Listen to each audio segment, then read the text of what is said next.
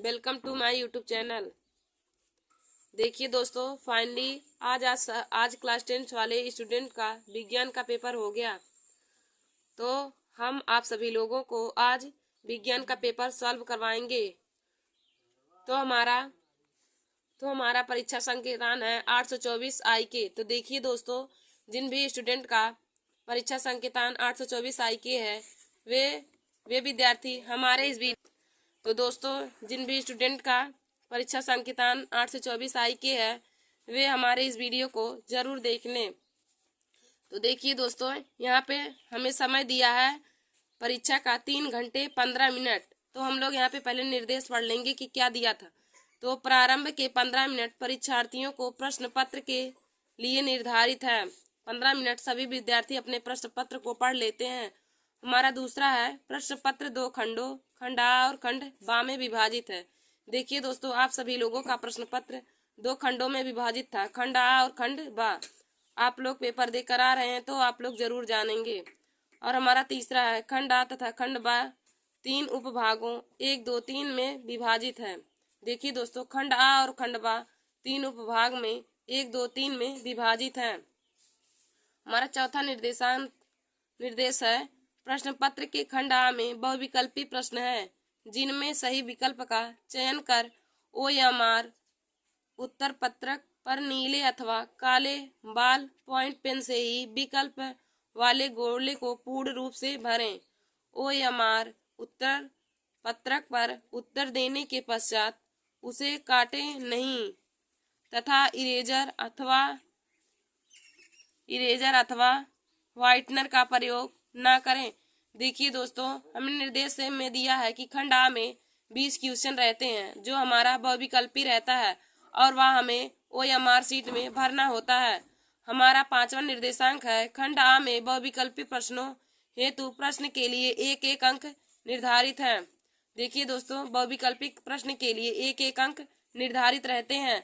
हमारा खंड बा है, खंड बा में वर्णनात्मक प्रश्न है, यानी कि उसे पढ़कर उसका उत्तर लिखना होता है। हमारा 7वां है प्रत्येक प्रश्न के सम्मुख उसके निर्धारित अंक दिए हैं। देखिए दोस्तों, आप लोग को क्वेश्चन पेपर में देखिए दोस्तों, प्रत्येक प्रश्नों के अंक उसके सामने निर्धारित रहते हैं। प्रत्येक क्वेश्चन के अंक उसके सामने निर्धारित रहते हैं। हमारा अगला है खंड बा के प्रत्येक उपभाग के सभी प्रश्नों को एक साथ हल करना आवश्यक है। प्रत्येक उपभाग नए पृष्ठ से प्रारंभ कीजिए। देखिए दोस्तों, आप सब लोग प्रत्येक उपभाग को नए पेज से ही प्रारंभ करिए। और देखिए दोस्तों, हमारा 9वां है सभी प्रश्न अनिवार्य है, यानी कि सभी प्रश्न को करना अनिवार्य है। दोस्तों, अब हम सब लोग खंड आ को शुरू करेंगे। अब हम लोग क्वेश्चन निर्देश को पढ़ चुके हैं, अब हम लोग क्वेश्चन पेपर को सॉल्व करना बताएंगे। तो हमारा खंड आ है और खंड आ में उपभाग 1 है और उपभाग 1 हमारा है बहुविकल्पी प्रश्न। देखिए दोस्तों, हमारा खंड आ में उपभाग 1 है बहुविकल्पी प्रश्न, यानी कि हमें बहुविकल्पी प्रश्न करना है जो OMR सीट में करना रहता है, भरना रहता है। तो हमारा पहला क्वेश्चन दिया था अवतल दर्पण के सम्मुख ध्रुव तथा फोकस के बीच स्थित वस्तु का प्रतिबिंब बनता है। अवतल दर्पण के सम्मुख ध्रुव और फोकस के बीच स्थित वस्तु का प्रतिबिंब बनता है। तो दोस्तों देखिए, इसका राइट आंसर हो जाएगा सीधा, आभासी तथा बड़ा, यानी कि ऑप्शन नंबर बी, सीधा, आभासी तथा बड़ा। देखिए दोस्तों, अवतल दर्पण में 6 स्थितियां होती हैं और सबसे लास्ट स्थिति होती है जब ध्रुव और फोकस के बीच वस्तु रखी होती है तो उसका प्रतिबिंब हमेशा सीधा, आभासी तथा वस्तु से बड़ा बनता है। तो हमारा इस क्वेश्चन का right answer option number B हो जाएगा, सीधा, आभासी तथा बड़ा। हमारा दूसरा क्वेश्चन है दूरदृष्टि दोष यानी कि दीर्घ दृष्टि दोष की निवारण में कौन सा लेंस प्रयुक्त होता है। दूरदृष्टि दोष की निवारण में कौन सा लेंस प्रयुक्त होता है। तो दोस्तों, इसका राइट आंसर हो जाएगा ऑप्शन नंबर बी, यानी कि उत्तल लेंस। देखिए दोस्तों, दूरदृष्टि दोष के निवारण के लिए मनुष्य के चश्मे में उत्तल लेंस का प्रयोग किया जाता है और निकट दृष्टि दोष के निवारण के लिए मनुष्य के चश्मे में अवतल लेंस का प्रयोग करते हैं। देखिए दोस्तों, यहाँ पे पूछा है दूरदृष्टि दोष के निवारण में कौन सा लेंस प्रयुक्त होता है, तो हमारा इसका राइट आंसर हो जाएगा ऑप्शन नंबर बी, यानी कि उत्तल लेंस। और देखिए दोस्तों, यदि आपको पूछा रहता कि निकट दृष्टि दोष के निवारण के लिए कौन सा लेंस प्रयुक्त होता है, तो उसका राइट आंसर हो जाता है ऑप्शन नंबर ए, अवतल लेंस।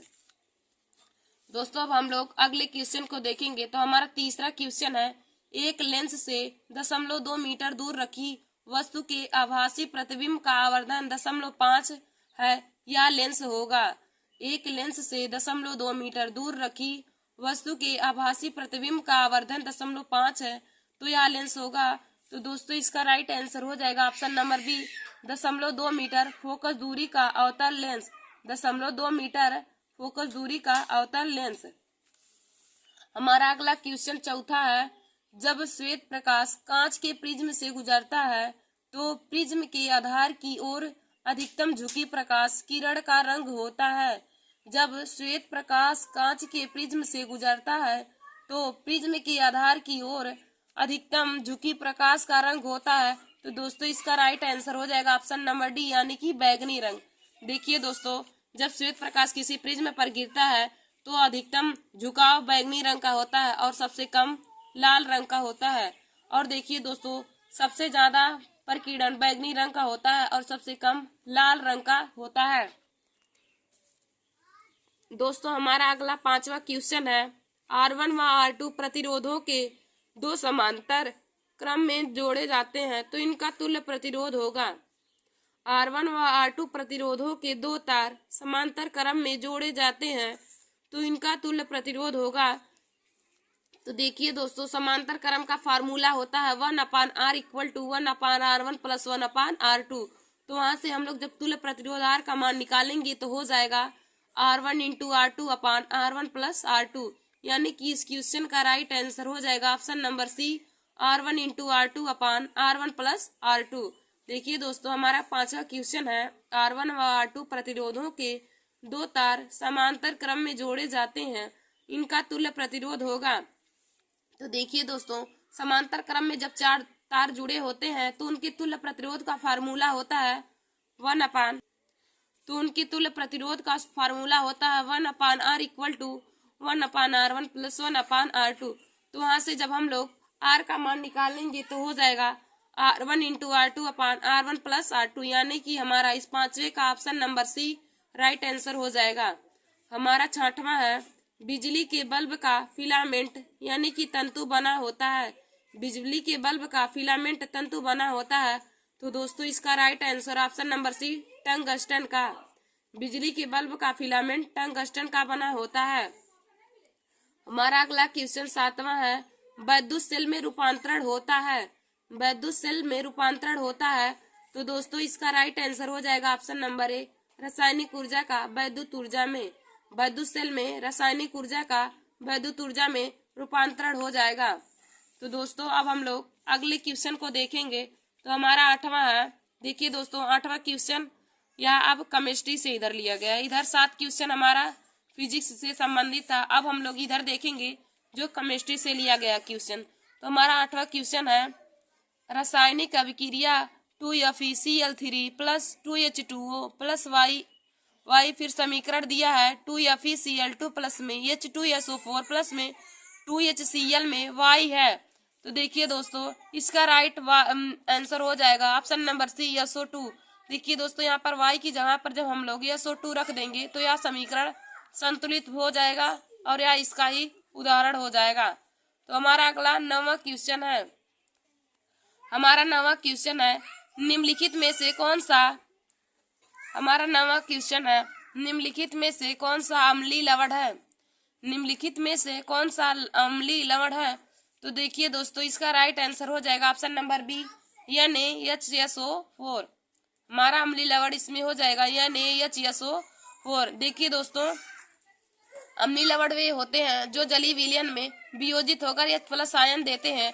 तो दोस्तों इन चारों ऑप्शन में से सिर्फ ऑप्शन नंबर बी में H दिया है। तो हमारा अम्लीय लवण इन चारों में से ऑप्शन नंबर बी हो जाएगा NaHSO4, यानी कि सोडियम हाइड्रोजन सल्फेट। NaHSO4 हमारा अम्लीय लवण का फार्मूला हो जाएगा।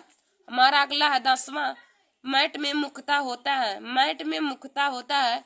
तो दोस्तों इसका राइट आंसर हो जाएगा ऑप्शन नंबर सी, Cu2S तथा FeS। Cu2S तथा FeS। हमारा अगला है 11वां, निम्नलिखित रासायनिक समीकरण को पूरा कीजिए। निम्नलिखित रासायनिक समीकरण को पूरा कीजिए। तो देखिए दोस्तों यहाँ पे डॉट डॉट दिया है, प्लस में PCl5 यानी कि फास्फोरस पेंटाक्लोराइड। फिर इधर एरो बना कर दिया है, उत्पाद में बना है CH3COCl प्लस में POCl3 प्लस में HCl। तो देखिए दोस्तों इसका राइट आंसर हो जाएगा ऑप्शन नंबर बी CH3COOH। देखिए दोस्तों जब हम लोग यहाँ पे CH3COOH को रख लेंगे तो CH3COOH PlCl5 के साथ क्रिया करके CH3COl बना लेगा, प्लस में POCl3 और प्लस में HCl बना लेगा। तो यहाँ पे हम लोग ऑप्शन नंबर बी को राइट आंसर मानेंगे। तो जब हम लोग CH3COOH को यहाँ पे रखेंगे तो यह समीकरण बन जाएगा। तो हमारा इसका राइट आंसर हो जाएगा ऑप्शन नंबर बी CH3COOH। दोस्तों हमारा अगला क्वेश्चन बना हुआ है, उभयधर्मी ऑक्साइड है, उभयधर्मी ऑक्साइड है। तो दोस्तों इसका राइट आंसर हो जाएगा ऑप्शन नंबर सी Al2O3। Al2O3 यानी कि Al2O3 एल्यूमिना का सूत्र है। तो देखिए दोस्तों उभयधर्मी ऑक्साइड हो जाएगा इसमें से Al2O3 जो हमारा एल्यूमिना का सूत्र है। हमारा अगला है 13वां, प्रोपेन का रासायनिक सूत्र है, प्रोपेन का रासायनिक सूत्र है। तो दोस्तों इसका राइट आंसर हो जाएगा ऑप्शन नंबर बी C3H8। देखिए दोस्तों प्रोपेन का सूत्र होता है C3H8, मेथेन का होता है CH4 और एथेन का C2H6 और प्रोपेन का C3H8। तो देखिए दोस्तों 13वें का right answer option number B हो जाएगा C3H8। दोस्तों देखिए अब हमारा यहाँ से 14 नंबर से लेकर 20 नंबर तक अब हमारा जीव विज्ञान का क्वेश्चन पूछा है। अब तक हमने फिजिक्स और केमिस्ट्री के बहुविकल्पी क्वेश्चन को कर लिया है। अब हम लोग बायोलॉजी के क्वेश्चन को करेंगे। तो हमारा बायोलॉजी में बहुविकल्पी क्वेश्चन 14वां है, हाइड्रा में प्रजनन होता है, हाइड्रा में प्रजनन होता है। तो दोस्तों इसका राइट आंसर हो जाएगा ऑप्शन नंबर ए मुकुलन द्वारा। हाइड्रा में प्रजनन मुकुलन द्वारा होता है। हमारा 15वां क्वेश्चन है, पायरुवेट के विखंडन की प्रक्रिया संपन्न होती है, पायरुवेट की विखंडन की प्रक्रिया संपन्न होती है। तो दोस्तों इसका राइट आंसर हो जाएगा कोशिका द्रव्य में, पायरुवेट की विखंडन की प्रक्रिया कोशिका द्रव्य में संपन्न होती है। हमारा अगला क्वेश्चन 16वां है, मनुष्य के वृक्क किस तंत्र से संबंधित है, मनुष्य में वृक्क किस तंत्र से संबंधित है। तो दोस्तों इसका राइट आंसर हो जाएगा ऑप्शन नंबर सी यानी कि उत्सर्जन। देखिए दोस्तों मनुष्य का वृक्क एक उत्सर्जन तंत्र से संबंधित होता है। हमारा अगला क्वेश्चन 17वां है, मेंडल ने प्रारंभिक शिक्षा प्राप्त की थी, मेंडल ने प्रारंभिक शिक्षा प्राप्त की थी। तो दोस्तों इसका राइट आंसर हो जाएगा ऑप्शन नंबर डी गिरजाघर में। देखिए दोस्तों हमारा 17वां क्वेश्चन है, मेंडल ने प्रारंभिक शिक्षा की थी प्राप्त की थी। तो दोस्तों इसका राइट आंसर हो जाएगा ऑप्शन नंबर डी गिरजाघर में। तो दोस्तों हमारा अगला क्वेश्चन 18वां है, मादा जनन तंत्र के किस भाग में लूप स्थापित किया जाता है, मादा जनन तंत्र के किस भाग में लूप स्थापित किया जाता है। तो दोस्तों इसका राइट आंसर हो जाएगा ऑप्शन नंबर डी योनि में, योनि में मादा जनन तंत्र के लूप स्थापित होता है। हमारा 19वां क्वेश्चन है, निम्नलिखित में से कौन सा अंग पौधों में नर जननांग का प्रतिनिधित्व करता है, निम्नलिखित में से कौन सा अंग पौधों में नर जननांग का प्रतिनिधित्व करता है। तो दोस्तों इसका राइट आंसर हो जाएगा ऑप्शन नंबर डी अंडाशय, अंडाशय में पौधों में नर जननांग का प्रतिनिधित्व करता है। हमारा 20वां क्वेश्चन है, निम्नलिखित में से कौन से पर्यावरण मित्र व्यवहार कहलाते हैं। तो दोस्तों देखिए इसका राइट आंसर हो जाएगा ऑप्शन नंबर डी यानी कि उपयुक्त सभी। हम लोग इसमें से सभी क्वेश्चन सभी ऑप्शन को पर्यावरण मित्र की तरह व्यवहार कर सकते हैं। दोस्तों अब हम लोगों ने बहुविकल्पी क्वेश्चन को सॉल्व कर लिया है जो हमें OMR शीट में भरना होता है। तो दोस्तों देखिए हमने पहले फिजिक्स के बहुविकल्पी क्वेश्चन कर लिए हैं, फिर उसके बाद हमने यहाँ पर केमिस्ट्री के बहुविकल्पी क्वेश्चन को सॉल्व करा दिया आप लोगों को, और इसके बाद हम लोग बायोलॉजी हमने आप लोगों को बायोलॉजी का क्वेश्चन सॉल्व करा लिया है। तो आप लोग जल्दी से यहाँ अपना आंसर के में मिला लीजिए अपने पेपर में मिला लीजिए कि आप लोग यही बहुविकल्पी में क्वेश्चन लगाए हैं। देखिए दोस्तों, जिन भी स्टूडेंट का 824 आई के परीक्षा निर्देशांक है वे लोग अपने पेपर को जरूर मिला लें। अब हम लोग खंड बा को सॉल्व करेंगे। खंड बा को जिसमें हमें लिखना होता है। तो देखिए दोस्तों, खंड बा में हम लोग उपभाग पहले को हल करेंगे। तो हमारा उपभाग पहला वर्णनात्मक प्रश्न जो हमें लिखकर सॉल्व करना होता है। तो हमारा पहला क्वेश्चन इसमें दिया 21वां, एक 10 सेंटीमीटर फोकस दूरी वाले अवतल दर्पण से कितनी दूरी पर एक वस्तु रखी जाए ताकि उसका 5 गुना बड़ा प्रतिबिंब बने, जबकि प्रतिबिंब वास्तविक हो तो प्रतिबिंब की स्थिति भी ज्ञात कीजिए। देखिए दोस्तों, हमें क्वेश्चन कहा है एक 10 सेंटीमीटर फोकस दूरी वाले अवतल दर्पण से कितनी दूरी पर एक वस्तु रखी जाए ताकि उसका 5 गुना बड़ा प्रतिबिंब बने, जबकि प्रतिबिंब वास्तविक हो। प्रतिबिंब की स्थिति भी ज्ञात कीजिए। तो देखिए दोस्तों, हमें क्वेश्चन में एफ का मान दिया है और आवर्धन एम का मान दिया है और हमें वी का मान पूछा है। तो इसको हम लोग सॉल्व करेंगे। तो देखिए दोस्तों, यहाँ पे हमें दिया है एफ बराबर दिया है, तो अवतल दर्पण है तो एफ का मान हो जाएगा -10 सेंटीमीटर और एम 5 गुना का और बी का मान हमें ज्ञात करना है।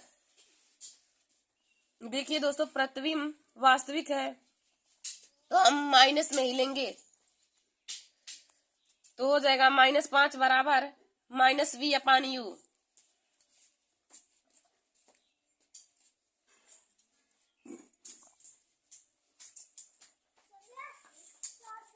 हो जाएगा -5 बराबर -v/u। तो दोस्तों यहाँ पे देखिए माइनस से माइनस कट जाएगा तो हो जाएगा v बराबर 5u। तो हमें आ गया v बराबर 5u। तो देखिए दोस्तों, अब हम लोग दर्पण का फार्मूला लगा लेंगे। तो यहाँ पे लिखेंगे दर्पण के सूत्र से। तो दर्पण का फार्मूला होता है 1/f = 1/v + 1/u। दर्पण का फार्मूला होता है 1/f = 1/v + 1/u। तो देखिए दोस्तों, यहाँ पे हो जाएगा -1/10 = अब हम लोग v की जगह पे 5u का मान रख देंगे तो हो जाएगा 1/5u + 1/u। तो हमारा आगे हो जाएगा -1/10 = देखिए दोस्तों, जहां हम इसका लासा लेंगे तो हो जाएगा 6/5u -1/10 = 6/5u। तो हमारे यहाँ से u का मान निकालेंगे तो आ जाएगा -12 सेंटीमीटर और जब v का मान निकालेंगे तो आ जाएगा -7 सेंटीमीटर।